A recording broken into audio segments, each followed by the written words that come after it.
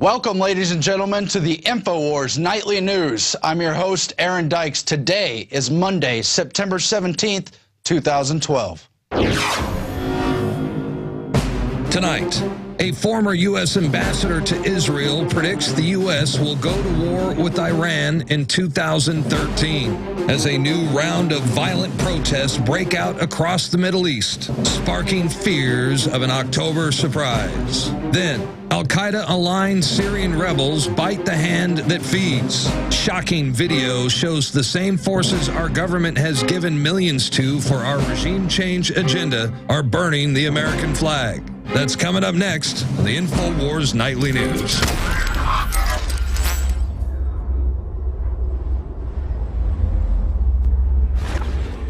Tonight, we focus on the rising Middle East tensions amid the larger unfolding economic crisis and how grave those implications will be for our world. You've got the death of Ambassador Stevens. You've got this phony trailer meant clearly to incite the Muslim world, all amid growing anti-U.S. protests in that Middle East region against the foreign policy there, all clearly staged and timed for this period. But will it create a larger World War III scenario? Will it be the continuation of softer Arab Spring-style regime changes, or is it all just rhetoric for this election cycle? That remains to be seen, but Webster Tarpley, among many other experts, are warning of a coming October surprise, and it's in the cards. Kurt Nemo has the article Neocons Engineering October Surprise, where he discusses how researchers are now claiming the highly provocative anti-Muslim video trailer was the handiwork of the Islamophobic provocateurs Pamela Geller and Robert Spencer, as well as the larger resurgent neocon network responsible for the new round of violent protests. And so Tarpley is essentially arguing that not only is the system provoking a synthetic clash of civilizations, but that the establishment has now chosen Romney to take power, and that all indicators are pointing that way, saying they want to Carterize Obama, that is, take him out of office and put in someone else, a la the 1979 Iranian hostage situation. That remains to be seen, but of course all of Tarpley's comments are preserved in context on our archives. You can get them from yesterday's Sunday show, as well as today's appearance on the Alex Jones show at PRISONPLANET TV, but it's part of the larger Hegelian dialectic, and the October surprise is a well-understood option. The question is only how big will it be? Will it cost real human lives and provoke a real war, or will it just be a smaller staged phony thing to create enough public outcry for the election? The other big question is, will it favor the left or the right puppet, because they're poised to play it either way, and there's some reason to think Obama will be reelected and solidified in power. Other reasons to think Romney is on the rise. This on the back of ex-envoy to Israel saying U.S. will go to war with Iran in 2013. It's in Ynet News, where they discuss how former U.S. ambassador to Israel, Martin Indyk, on CBS's Face the Nation said, quote, "I'm afraid that 2013 is going to be a year in which we're going to have a military confrontation with Iran." He added, "Iran doesn't have a nuclear weapon yet. While there's still time, there's not a lot of time." And this is playing into that phony deadline for a phony preemptive war that somehow it's justified if they get a nuke, even though almost every other player in the region is already armed to the teeth with nuclear weapons. Israel obviously has an arsenal, that's known. So this is about the public dispute between Obama and Netanyahu, and Indyk argues that the difference between them is not that great, particularly in terms of the president's commitment to not allow Iran to obtain a nuclear weapon. In other words, the agreement is already tacitly there that there will be a war if a certain line is reached. But at the same time, Obama has sold himself to the public as a peacemaker, and he can't openly promote himself as a war hawk.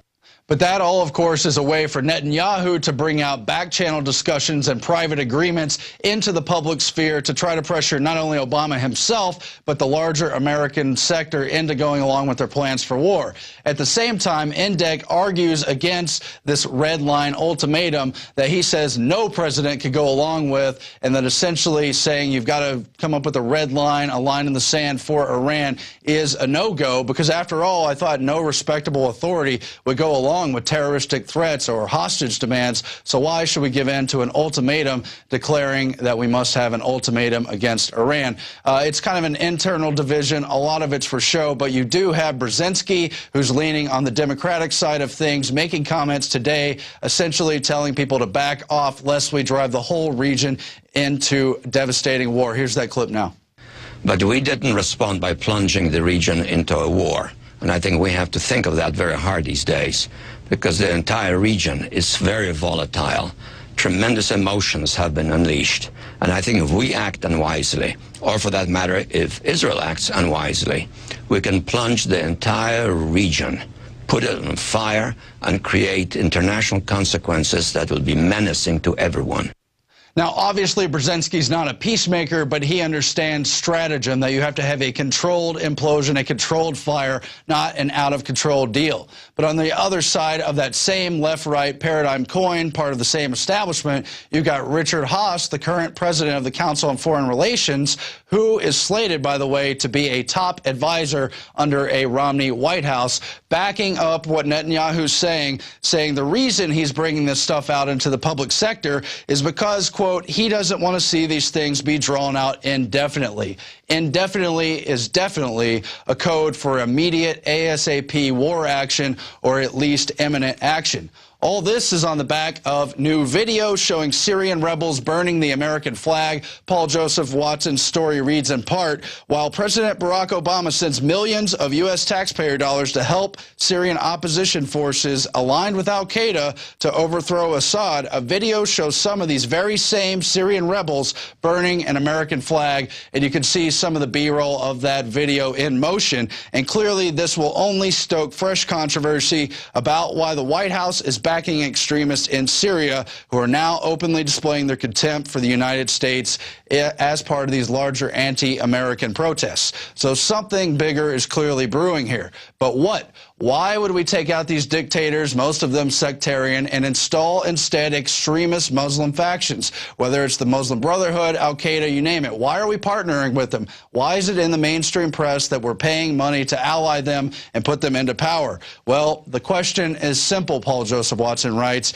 but it remains unanswered given last week's events in Benghazi. Why is the Obama administration continuing to fund and arm radical extremist Muslims in Syria who have aligned themselves with terrorists? The answer is clear, and it comes from the clash of civilizations model. You want to create an enemy, clash with them, but then you want to recombine them so you can clash again. This is their genius evil. It's that 1984 system of we were never at war with Oceania, we were always at war with Oceania. You got to have an external enemy to keep the population in line. And what am I talking about here? I'm talking about the writings of Samuel Huntington. He wrote Clash of Civilizations, subtitle, Remaking World Order. This is an internal elite debate that happened after the fall of the Soviet Union, where you had people like Francis Fukuyama saying this is the end of history. Essentially, in Hegelian senses, the neoliberal New World Order model will stabilize, it'll spread to every region. Huntington says no. We're not done. The Hegelian model says we're going to have a clash of civilizations, a synthesis of two opposites. We're going to deliberately drive a wedge between competing civilizations.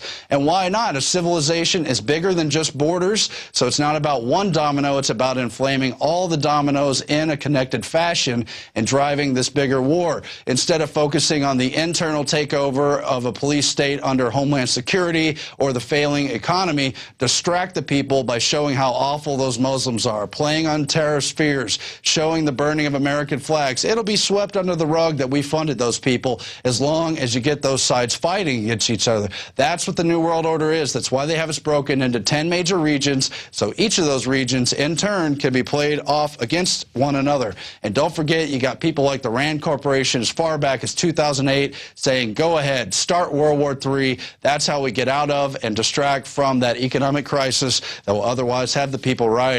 So what's new in the economic news? Michael Schneider's got another great article, how QE3 will make the wealthy even wealthier while causing living standards to fall for the rest of us. He writes, a bunch of unelected bankers that are not accountable to the American people are running our economy into the ground, and the American people do not even realize what's happening. So the first rounds of quantitative easing were supposed to bring back jobs. They were supposed to stimulate the housing market. They weren't supposed to drive up prices or even inflation, even though none of that makes sense. But none of that happened. It only put money on the stock market, where the wealthiest people in our country were easily able to siphon off those profits, and the other money was pumped into banks, who were supposed to lend to the American people so the middle class could take out loans, do ordinary things, and we could repair ourselves. None of that happened, though, because the Federal Reserve gave those banks a direct incentive to invest their money at the Federal Reserve and make easy interest money without even taking the risk of loans.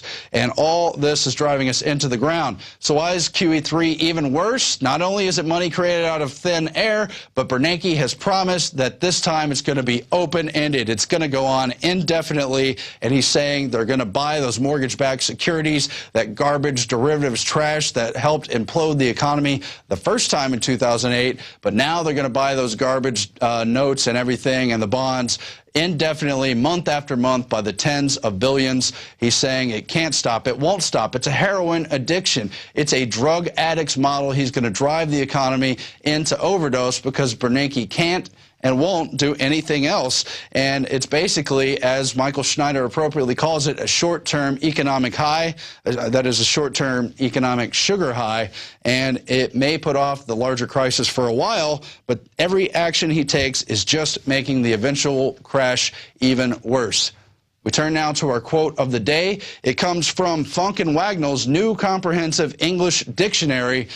It is the definition of terrorism, which is nothing more than, quote, a system of government that seeks to rule by intimidation, unlawful acts of violence committed in an organized attempt to overthrow government. And if you think that just has to do with some shadowy enemy, think again, because governments have used it for control throughout history as foreign policy, what we're doing today, as well as to subvert the legitimate government on the domestic side. We're going to be back with more on the other side, but please don't forget about PrisonPlanet.tv. That's how you help fund us and help get out the word. It's also where you can find an entire library of almost endless information. And do not forget about PlanetInfowars.com, where you can create your own networks, get the information out that you think is important, meet other people, and drive this issue into the mainstream so we can try to turn things around. We'll be back in just a moment.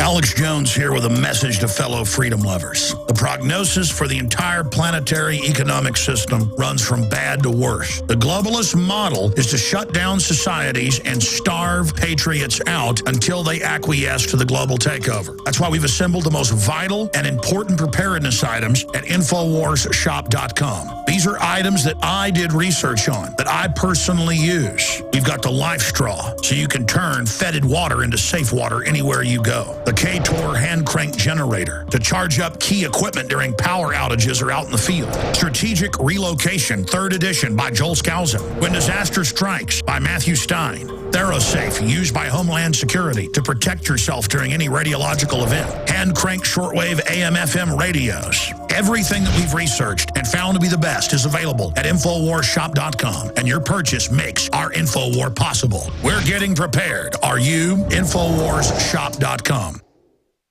Sick of the globalist eugenicist control freaks adding poison to your water and laughing as you get sick and die? Start purifying your water with ProPure. My friends, I've done a lot of research, and the best gravity filter out there, bar none, is ProPure, and it's available discounted at InfoWars.com. Its filters are silver impregnated to prevent bacterial growth. There's no priming required. It's NSF 42 certified. Optional fluoride filters can reduce fluoride up to 95%. Easy to set up and use. Doesn't doesn't require electricity. Purify water from lakes, streams, ponds, and wells. This filter system leaves in beneficial minerals, which is key. Save money by not buying bottled water and avoid BPA that leaches from the plastic. ProPure is the best gravity-fed filter out there. It's what my family uses. INFOWARS.com already has the lowest price on ProPure. But if you add the promo code WATER at checkout, you get an additional 10% off at INFOWARS.com. You can also call to order 888-253-3139.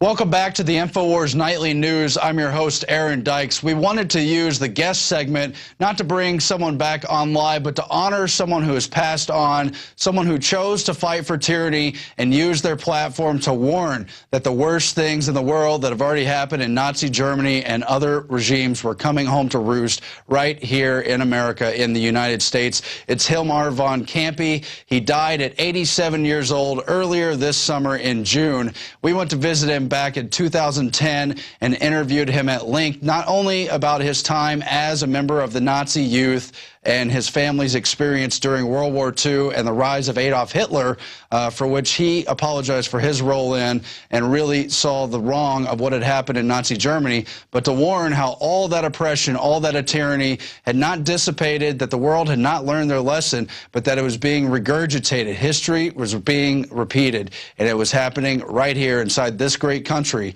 which he thought he was escaping to when he was younger, getting away from all those things that had happened. Here now is the PrisonPlanet.tv exclusive interview with Hilmar von Campe, former Nazi Jugend. My name is Hilmar von Campe. I am of German origin. I grew up under the Nazis.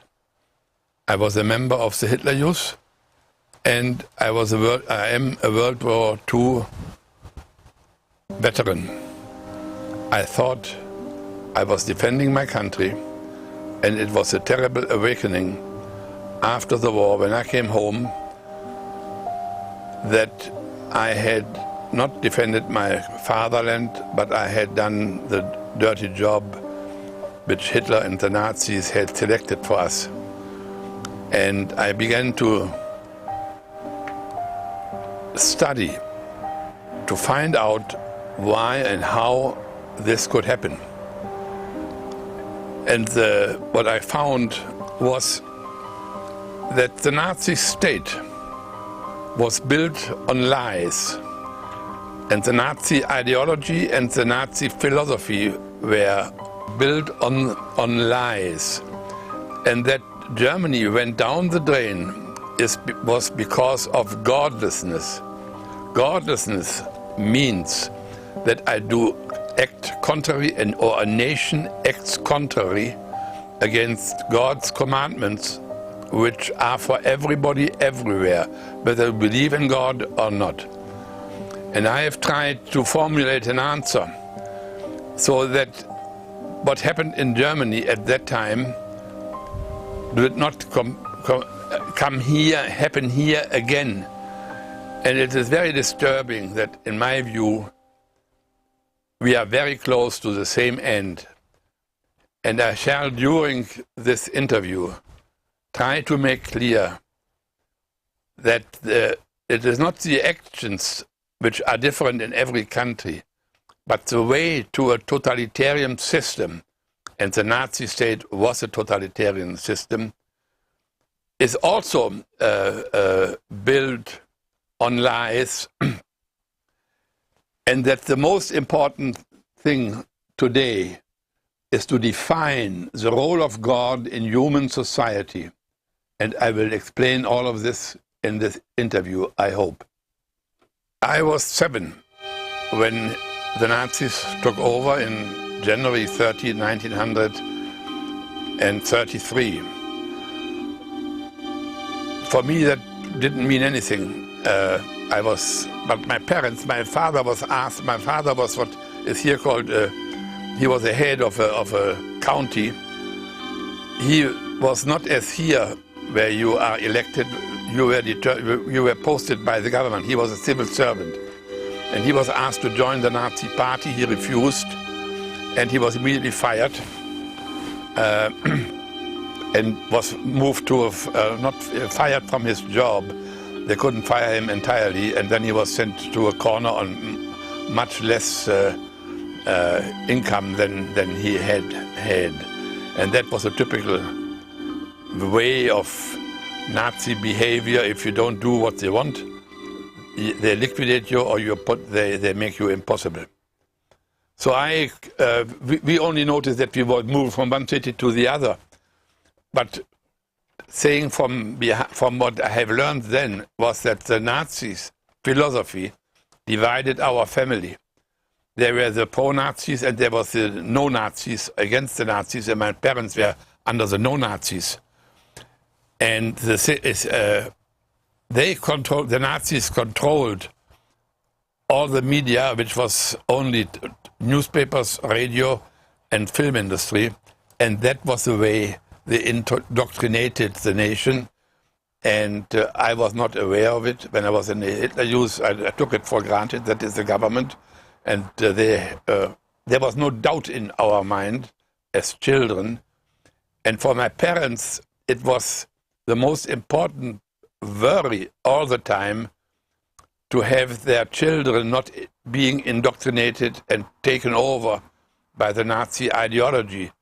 And our parents could not speak to us openly about what was happening in the country, because the Gestapo, that is the secret state police, wanted to get at the parents via the children, who might give their parents up, makes problems for them, since they are harmless and don't know what they are being asked. My father used to listen to a German-speaking radio station from Switzerland, Beromünster, late at night, so that we children might not see it. Otherwise, in the Hitler Youth, we didn't notice that we were being indoctrinated. Indoctrinated we were by the radios and by the news and by the school. We got the German history being explained in Nazi terms. And for the Nazis and for Hitler especially, his strategy was to make that the big thing where people would follow him. And he was very successful, that very many people thought he would bring glory to Germany, that they were all fooled and lied to. What Hitler said was, you need no more than 10,000 people to control a nation of 80 million people. And he didn't need to make us Nazis, because we were fighting his war, not defending our country. I thought I was defending Germany, and as I said earlier, it was a terrible awakening after the war, and I suppose I'll give you some more examples later on.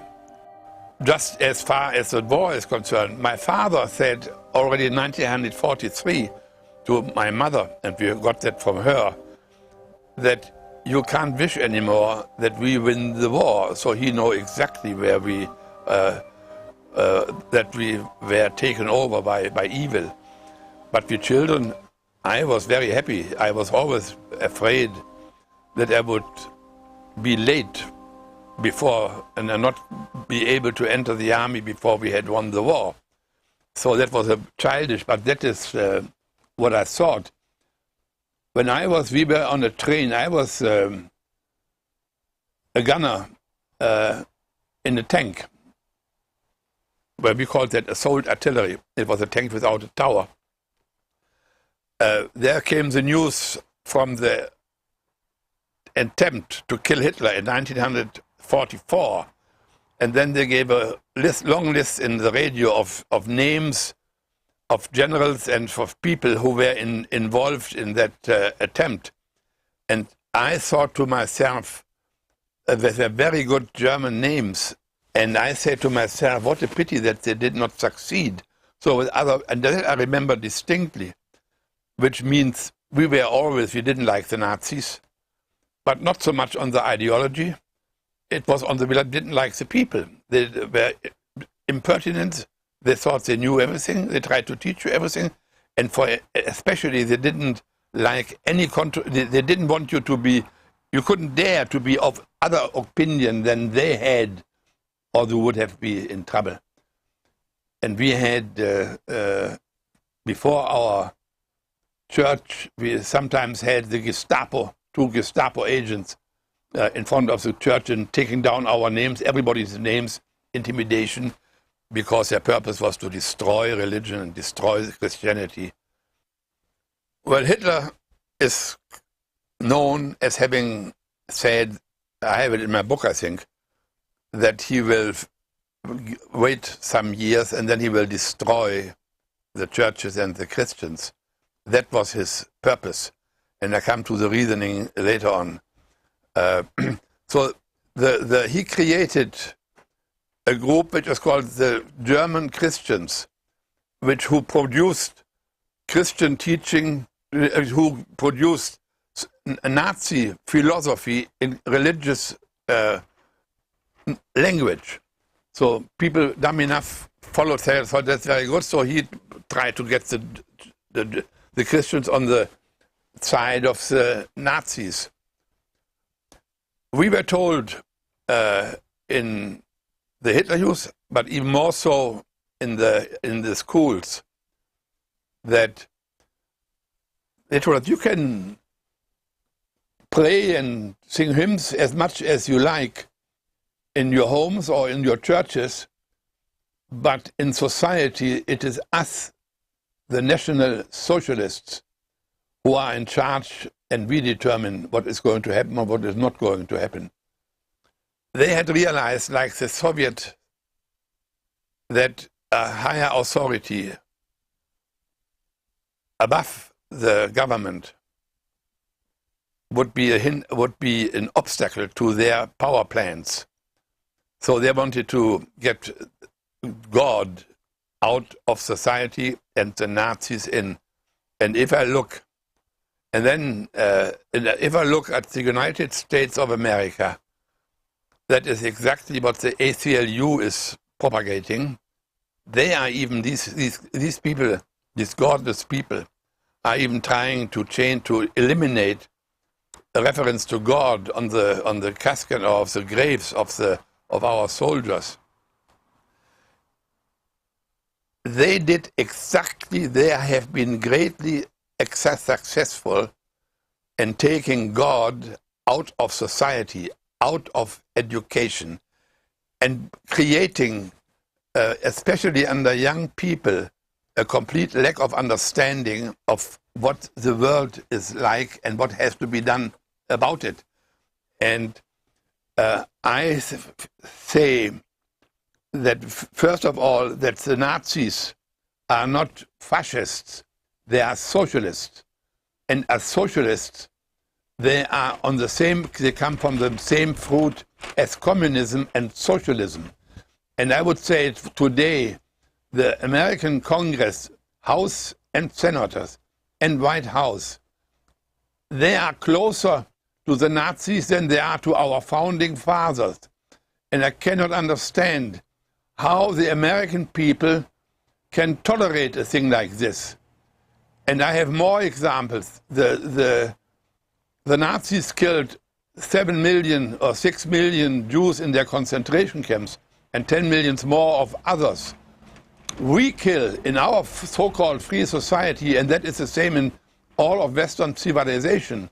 We are killing here 50 million unborn human beings, and that we are being represented as a nation by a group of people who tolerate this immorality. I don't have any words for this, that is being tolerated. And I think there is a in the Declaration of Independence, in the second paragraph, it states that the government is formed to defend the life, happiness, and of their people according to the demands of the Constitution. And if they do not do that, if they try to liquidate the Constitution, they should be removed by the people, and other people should be put into government who are committed to the reality of our Constitution, and I am on their side. The world consists of people, and what all people, whatever their race is, whatever their religion is, whatever their color is, they have the same human nature. And inside of every person, there is the voice of God, and there is the voice of Satan, of the devil.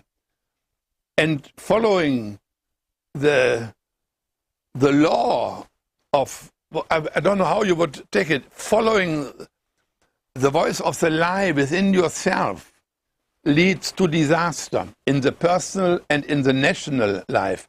And our founding fathers were very much aware when they wrote the Constitution that they had to produce something which made it very difficult to take over from outside or from inside.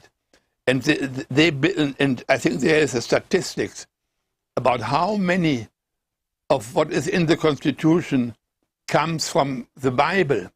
And I have a whole package of literature about the founding fathers and their convictions that in order that people can be free, they have to have God in their lives and in their nation.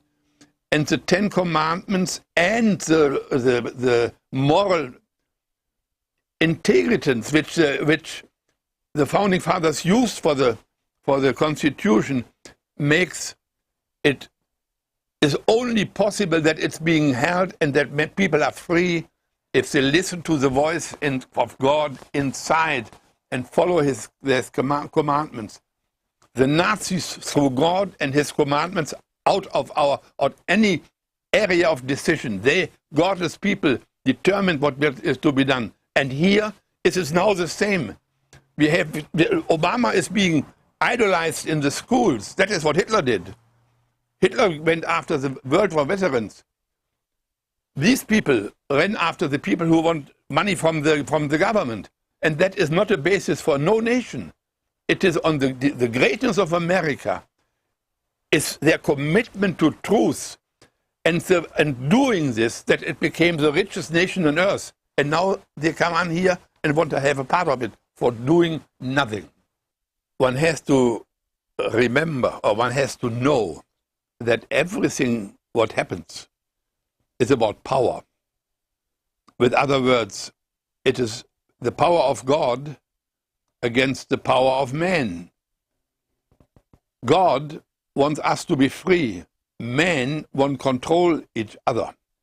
And everything what we now experience here in this country, that has, it were other things or other themes, but the motivation is always the same. It is power for us. So all this discussion, and it is not, the issue is not capitalism versus communism or socialism.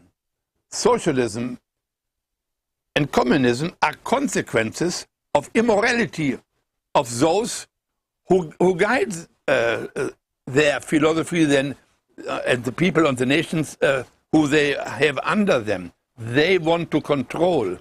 So everything you hear now, especially with the health, what is it called, the health program, where they want to put the government in charge, they have nothing to do with the medicine or with better serving of healing people, as the doctors and the hospitals have to do. They want to control what is the heart of the lives of the people, so that they decide and make the people dependent on them. So I repeat, it is not a battle between communism and capitalism, even though the consequence of the philosophy of the founding fathers made us the richest nation on earth. The issue is not, I repeat it, capitalism versus socialism. It is God versus man. It is good versus evil. And it is God against godlessness. And since I have experienced godlessness in Germany and see the destruction of my family, the destruction of the nation, and then I see the same forces at work here, I shudder that people don't notice it. And our Congress people in Congress, we don't want any bilateral or bipartisan decisions. We want that Obama and the Democrats are being stopped with what the destruction of America which they have embarked upon. We had a nation, and I said it earlier, which was just 20 years about, not even, 15 years after World War I, which we had lost. And the Treaty of Versailles was not a peace treaty, it was a treaty to enrich themselves for the others on German expense. And we had an inflation, which is coming here, may come also, this way, where you need $1 to change it into German marks. Would you have to pay $1 million, $2 million, $10 million marks for $1? And my mother, when she came, my father was paid, and my mother got there twice a day. My mother got there with a suitcase, and then the paper money was put into that suitcase, and then she ran into the city, not to buy what she wanted, but to see what she could get for those, with this money she had, and that day for day. And I don't understand until today how people could live by that, and I shudder if the thought that we will have the same here. That is the one side. And Hitler, very, very aware of the mentality of the German people. We had also about, I think, 6 million unemployed. He went after the veterans. And you can say that the German nation marched we say in German, Gleichschritt. That means we have the same step into disaster. We knew that you can't be in opposition to the Nazi. That we knew. And the elder you were, the more you realized. I was 18 when I got into the army, and I was fully aware what I was doing.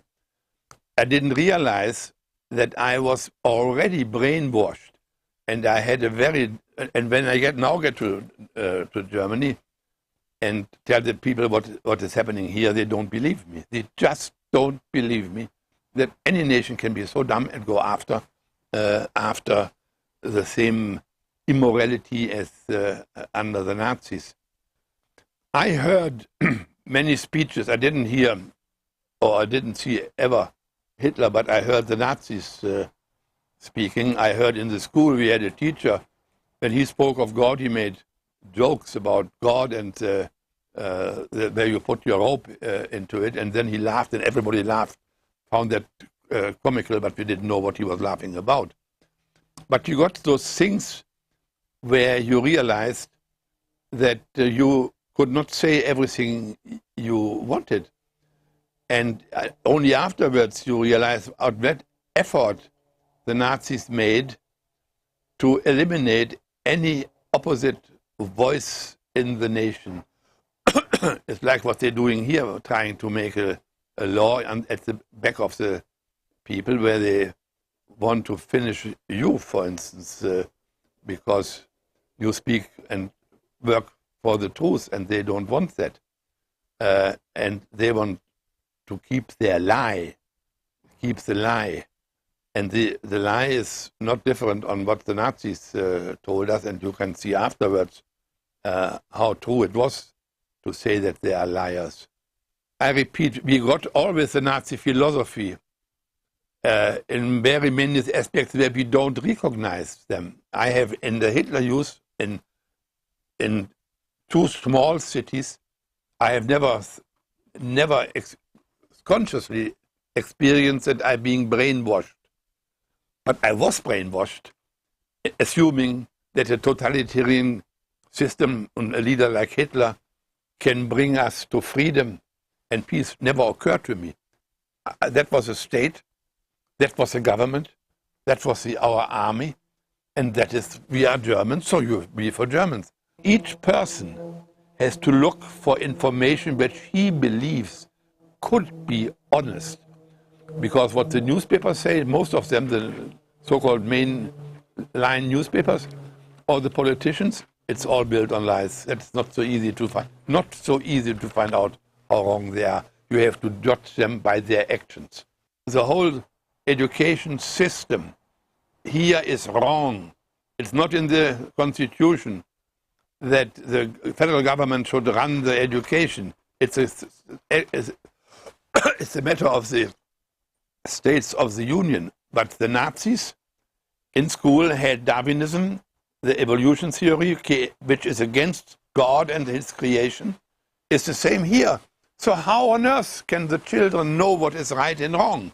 It is the parents who don't fight. It's not. Of course, it's the people who seduce these children, but the responsibility is with the parents, and the families are being destroyed by the same immorality of which the left is throwing out at all sides. How can the children know what is right and wrong? I don't know how many million divorced families there are, and people who grow up without father or without mother because they can't live with each other. That has to be cured. That is a way to make it impossible to be taken over. I hope that makes that clear. That makes it, I fight that battle, and if the Christians stand up, they would change and really fight for what is right and not for what is wrong. I think we could change the situation fast. The Führer, that is Hitler, said so and so, and then everyone had here, hooray, and they did it. And the Nazi functionaries, they didn't think for themselves, and they were very small-minded. They thought they knew all the answers, and they told people what they should do. And there were very few people who dared not to do what they were being told. As you say, there was no definition for what the rights are, what the society is based upon, on the German working like nobody else. It was all pro-German and had always a sense that we are better than the others. And a lot of people fell for it. Here in America, the wrong is first of all being promoted as a virtue. But it is the road to a totalitarian system, because a totalitarian system is the abandonment of God's commandments. And where men can only, those who do that, they can only rule if they control everybody. And if you have no moral standards, then you can't judge. If you don't have moral standards, a Christian has to live by the moral standards, and not by the expectation of heaven.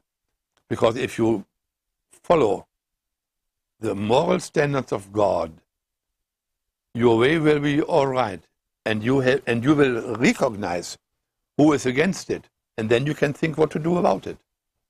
So we have this here in America right now, the judges who do as they see fit, and they introduce legislation which is contrary to God's commandments, and Congress doing nothing. That is the road to disaster. Because we had no really law in Germany at that time. The law was made by the Nazis. And they made a law that the Jews are no good and they had absolutely no right anymore. No, they have others. Here it is not the Jews, but here is the others. It's those who are against you or against the government, where the government decides what is right for you and what is wrong for you, and if you don't do it, we will teach you. So that is a very dangerous road if that happens. What I'm saying is that what we have just discussed that men decide, groups decide, individuals decide what is right and wrong, it is no different a nation not knowing what is right and wrong. And I speak, when I say the role of God in human society is a lifeline of the battle which we have to fight. This is part of what I call the insurrection of humanity against God, which means the organized retreat from God's commandments in the national infrastructure, or the infrastructure of a nation, where God's commandments are being taken out, and new, like abortion, for instance, in most Western countries, it has become part of the law. It may be part of the law, but it is not lawful, and it is immoral. It is murder. And you have various things like this, which are being proposed by the same politicians who at the same time want to lead you in a collective socialist society. You can clearly state that socialism is an immoral proposition.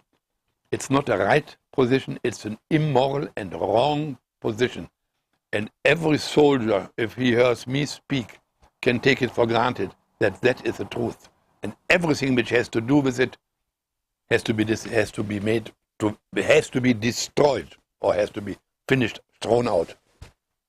My escape from prisoner of war camp in communist Yugoslavia is insofar of importance as it gave me the basis to recognize what I am experiencing afterwards.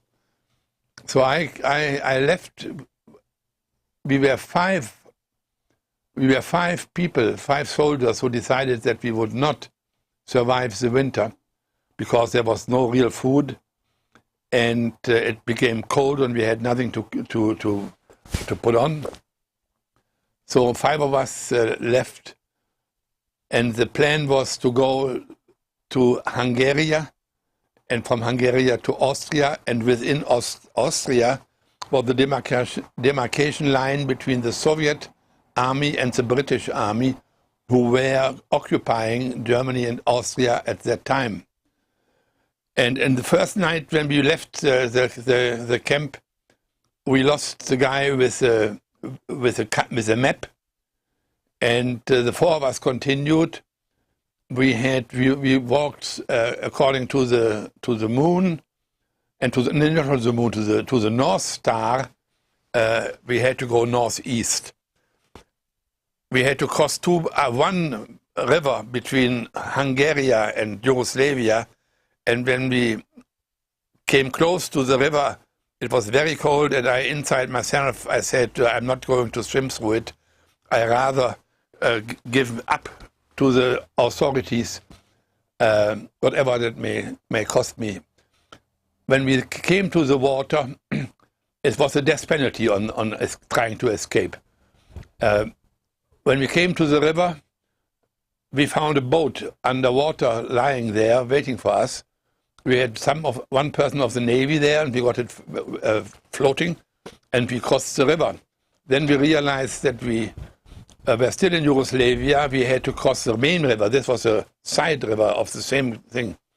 So when we came 2 days later, or 2 nights later, to the main river, we again found a boat, which this time it was tied at a tree, and we crossed the water, and we were in Hungary. So we got, for the first time by the population, they gave us was really to eat, but there were very few men. They were either prisoner of war, they are on either side in the war, or they were dead. And we went to a farmhouse in the morning after walking through the night, and they put us up. Once we were late, and apparently some people had seen us disappear in this small farm, which was occupied by 2 women, and they welcomed us and gave us to eat, and then they said we could sleep in the stable. We were scarcely in the stable. They came back shouting soldiers. And I saw them coming with a dog, and they're coming after us. So we were two at that time. We had split into 2 and 2, and we ran for cover to some bushes which were very close. We had to go through via a field which was plowed, you say, so you could see my footsteps. I lost my papers. They were all the ones I have there. They were all over the thing, so you could not miss really seeing that. And then we came down in the bushes, and then we saw the Soviets with Shishu in the air coming into the village, pick up my cap. I could see them pick up my cap, and then they turned around and went in the opposite direction. I had absolutely no explanation how that is possible.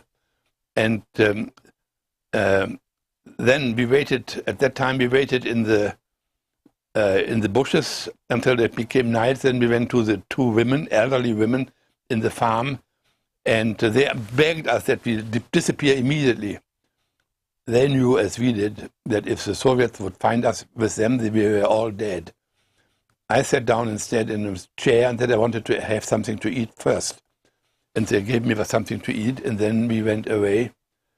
And I was very proud about what a wonderful organizer I am. And when I had crossed, there are very many instances like this. These are the 3 main instances. And when I had crossed the last border, which was between the Soviet army and the British army, I realized that I was on the side of freedom, and I was not anymore under the Soviet menace. And then I thought of the whole thing, and I was wondering whether God had taken me out of the prison camp and out of Yugoslavia and brought me here. And I said, if that was God, then he must have a purpose for me. We were educated in the Christian way, but I had in the war never prayed. It never occurred to me that I might die. So this was something very new inside myself. And only 4 years later, when I faced myself, the reality of myself, and I realized that I am a hypocrite and a fake Christian, and I was full of sin, that I realized that I am no better than the Nazis, because what the Nazis were liars and I was liars. The Nazis lied for power, I lied for personal gain. And when I went to Washington one day, and I was received twice by the then executive director of the Holocaust Memorial Center in Washington, I apologized to him for what the German government and the German people had done to his people, and asked him to forgive me and my nation. And the man was very moved, and so was I. And we became friends. And I told him that when people look at the Holocaust, at the criminals, the guys who did it, they were the criminals, and they have to be made responsible. But I am no better, and they have to be punished. But I was not punishable, but I was, he said, the real enemy, or the real ones, I said to the executive director, who are responsible for this are those people, the bystanders, the ones who cannot kill a fly, but stand up for nothing.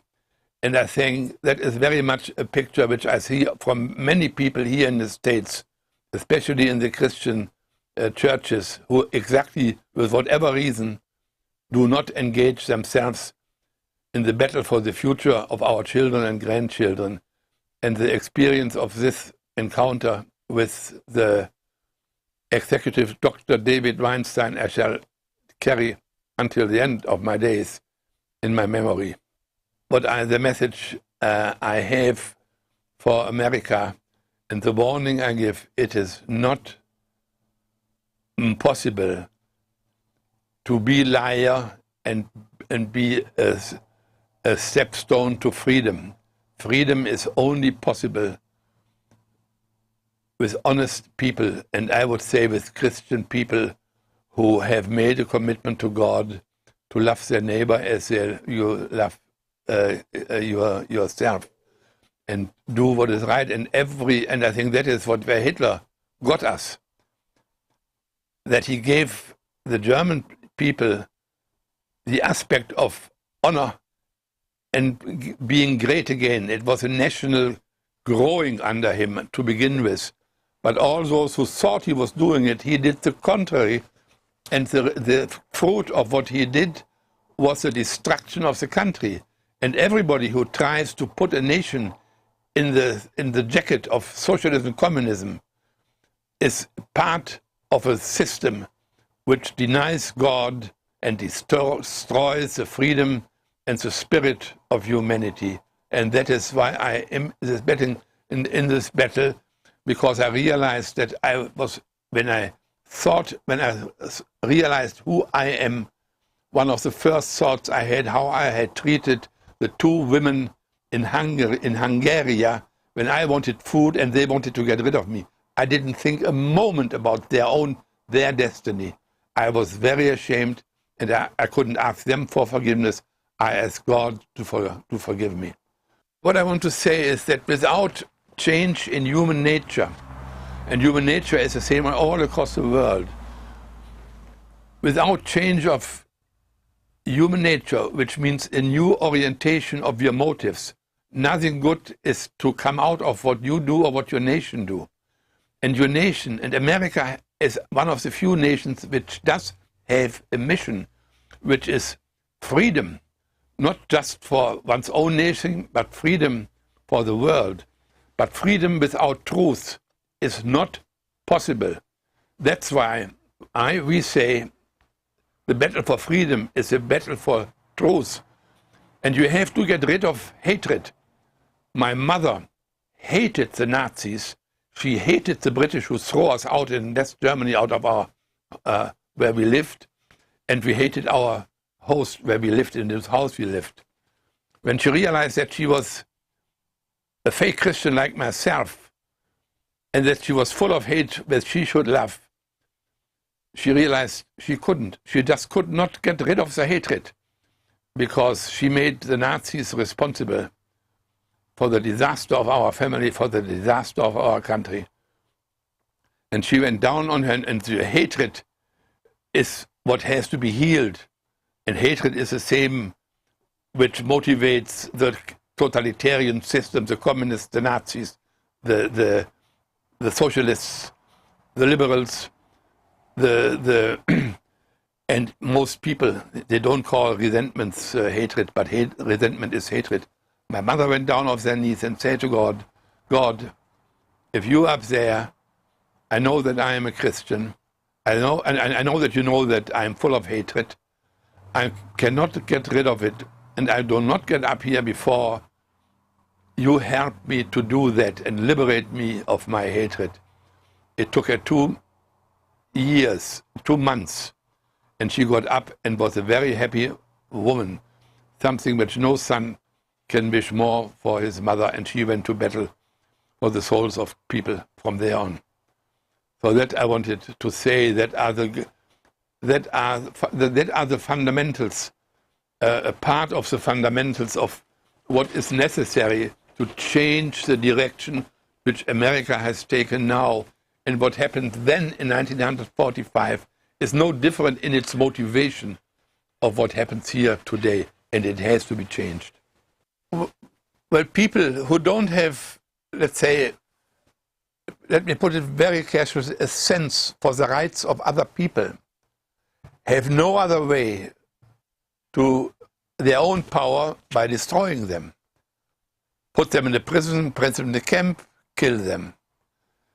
And, or let them, if those people who think they are getting now financial help will realize by the government and vote for them, they will realize that the promises are all lies, because they are not directed at them. They are directed at the power of those who want to have the power and distribute other people's fortunes to those who don't have it, instead of helping them to stand on its own feet. And human nature, if left to himself or to itself, will always lead to immorality. The immorality of a Nazi is the immorality is different as the immorality of a person who changes everybody his lover or something of that nature, who lets go on sexual behavior as the main purpose of his life, or you try to get more money out of somebody else, or is all things which naturally evolve if they listen to the wrong voice inside themselves. And the only ones who can change them are God with themselves. They themselves have to find their own ways by measuring their own life and absolute moral standards, absolute honesty, absolute purity, absolute unselfishness, and absolute love. That are standards which will be very difficult to live out, and there are not very many people, if ever, can do it. But as a standard, they are necessary. And then people can create a peaceful society in which people can live in freedom. There are many things where the stronger go over the poor or go over the weaker people, like the Nazis did, like I did. And I had to ask God for forgiveness for that I have betrayed his commandments. And ever since, they are the basis of my life. So in other words, my escape, which was a pure miracle, I was a bit like the Jews being led out of Egypt, really motivate my whole life, because I thought, as I am, so is my nation. And if I am responsible for that Hitler could do what he did, there are millions of others who need to change. I'm not judging. I'm not even judging myself. I'm defining what is right and wrong. And people, please, go ahead and do the same. Become a force for freedom of everybody on this globe, and that America can fulfill, on the basis of our Constitution, the mission God gave this nation. Don't give it away to a bunch of people who want their own power and want to rule about you and who will destroy humanity. We thought the British and the French are the same enemies as World War I. And now they come back at us. So we believe what Hitler said, that they were attacking us. Now they come back to us, and we cannot tolerate that happens. What happened in 1918 is happening again. We first have to win the war, and then we can deal with the Nazis. Imagine how dumb we were. And that was what I thought. I went to fight for my country. I wanted you to do good what the earlier generation had missed and had brought us into defeat. So that's what they do. They lie. Hitler lied himself into power. And I think Obama lied himself into power too. I cannot say anything else. And the lie can go nowhere. They had lied for 6 months, for 6 years already, or 5 years already, by constantly, step by step, they made laws that the Jew is a type of person which has no right to live. As I said, every German knew that. I knew it. I even went through the Jewish streets in our city, and we sang anti-Semitic songs.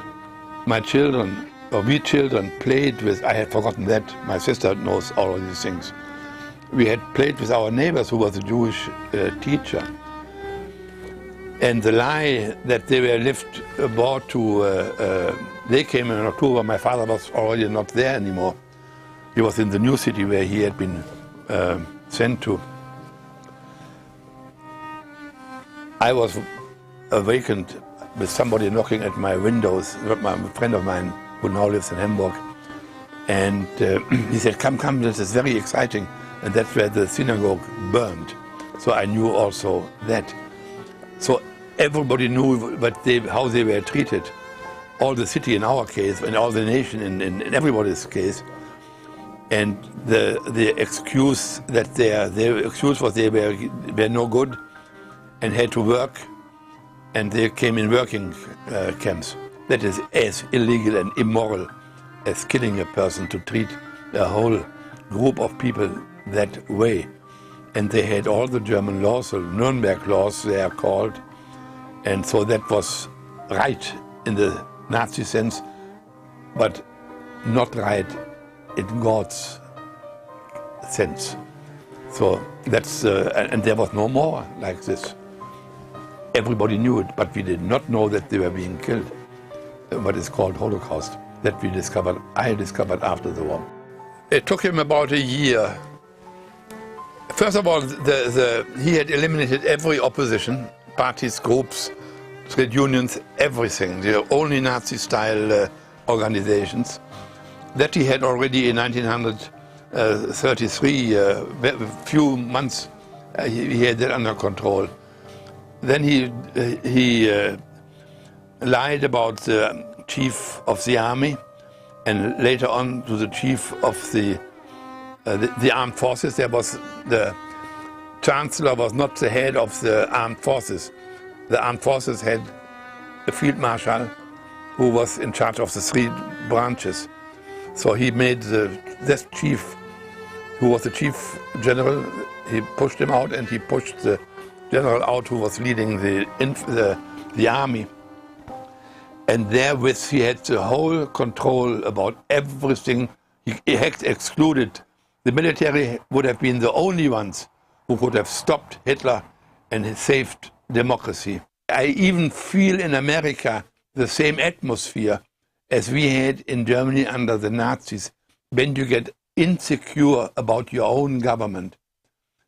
And if you add to that what is being done and not even given to the voters, we are on the same road down to destruction. And I will do everything I can to make myself fighting for the right of the freedom of this nation and the rest of the world.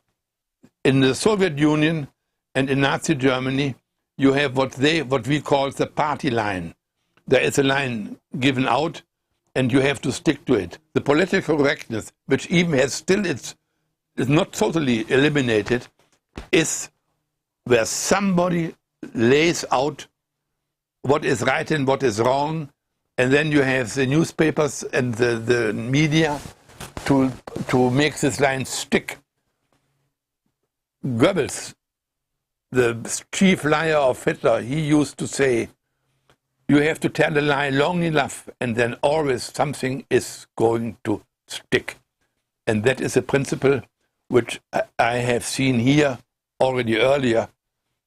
That is how the people are indoctrinated and brainwashed, that they think that what they think is right, and the only thing which has been put into them from outside. The United Nations is a godless grouping. I have never heard that they have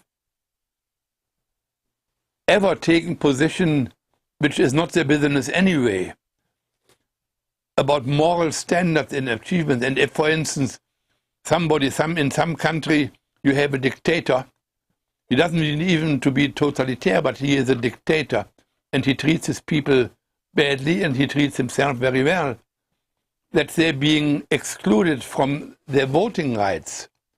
It's a completely immoral organization, where even Fidel Castro has a vote. And now, this guy signs America into that outfit. where is not one nation who has the moral foundation which this nation has, and they will destroy us. They will pull us down to their low level, and that a president who has not even proven that he is an American, and where he not even has proven that he is eligible for the White House, that he signs a treaty putting us into this godless instrument of the devil. That shows, and if people don't realize it, that comes, you are brainwashed. You have to go to the right literature. You have to read what the reality is. You have to be real yourself. And we should not do it. We should not get into United Nations. Absolutely not. Then comes Mao Zedong or Khrushchev or people of their descendants and tell us what we shall do. And they are better at that as we. I think there was, like myself, there were millions of cowards. Because if you speak out here, you may lose your job. But if you'll lose your life, and you think twice, especially if you have a family. But it was the organized churches, under the leadership of their pastors, should have stand up. And there was nothing of this. As I said earlier, every German knew the injustice which was done to the Jews, but it was not called injustice. And the same as if you say abortion, and Obama says he doesn't know it, and Pelosi says, I have been dealing with this all the time, and I don't see why it should prevent the abortion. If you think that you can be a Christian and vote somebody into power who is in favor of abortion, you should not vote for him. If you do, you are part of the crime they are committing. And America is still the only nation where the substance of Christian teaching is enforced in the lives of very many people. My own pastor is standing up and saying that I don't care about what they say about the taxes, which I will lose. I don't care of it. I only have to learn what are the battle lines where I have to fight. But I want to have a part in the battle for freedom. And I think all the pastors who think in the similar way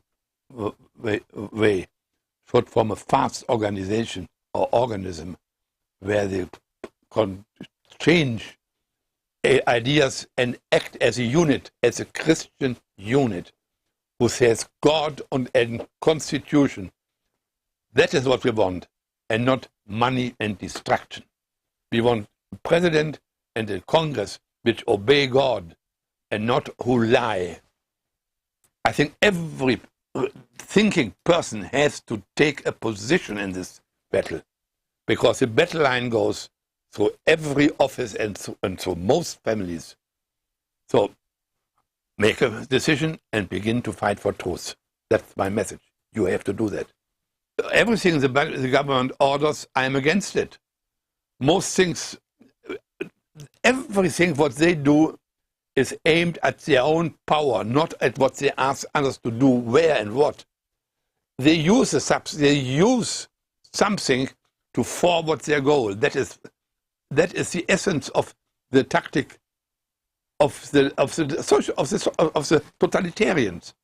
They use everything, not even to embrace something which is good, but they don't embrace it because it is good for somebody or for the nation, but because it helps them to take control. So everything suggests, if I would be a congressman or a senator, I would say no, whatever good reasons they might bring.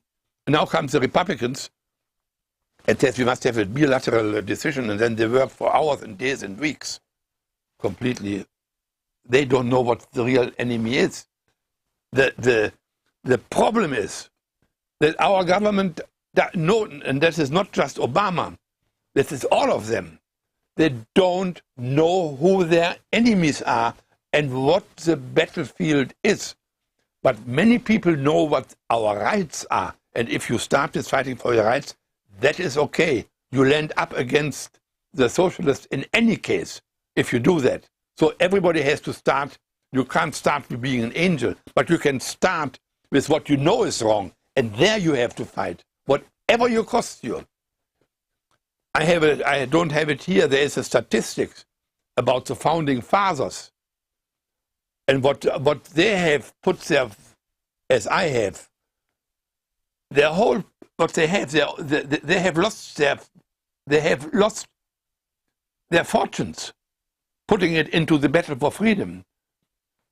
I would say about half of the 56 signatures, they have put themselves into it. And we have become so comfortable that we don't want to lose our comfort. I don't like my wife and my house and my comfort. I like that very much. But it does not dominate me. It does not dominate. It's not my priority. Making money is not my priority. But I need money, of course. So money in itself is not wrong. But it's how you use it. That is the point. And I use what I have for the battle for freedom.